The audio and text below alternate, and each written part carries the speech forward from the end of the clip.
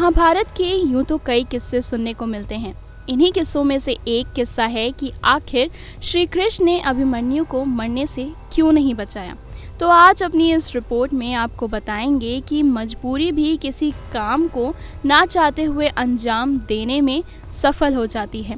कुछ ऐसी ही मजबूरी थी श्री कृष्ण के साथ, क्योंकि अभिमन्यु वर्चा का रूप थे जो कि चंद्रमा के पुत्र थे और चंद्रमा नहीं चाहते थे कि उनका बेटा धरती पर जन्म ले।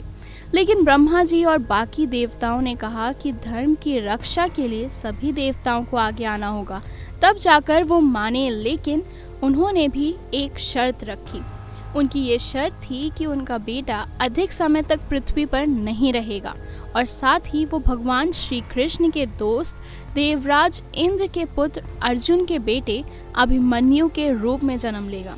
उन्होंने ये भी कहा उनका पुत्र भगवान श्री कृष्ण और अर्जुन के ना होने पर अकेले ही अपना पराक्रम दिखाता हुआ वीरगति को पाएगा और इस वजह से तीनों लोकों में उसके पराक्रम की चर्चा होगी।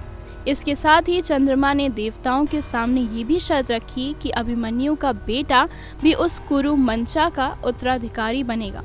फिर क्या, चंद्रमा की जिद की वजह से सभी देवता मजबूर हो गए और इस शर्त की पूरे होने पर चंद्रमा के पुत्र वर्चा ने महारथी अभिमन्यु के रूप में धरती पर जन्म लिया और महाभारत के युद्ध में द्रोणाचार्य की तरफ से रचे गए चक्रव्यूह में अपना पराक्रम दिखाकर वो कम उम्र में ही वीरगति को प्राप्त हो गए।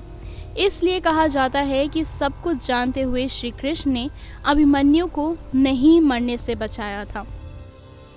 Next 9 news room report.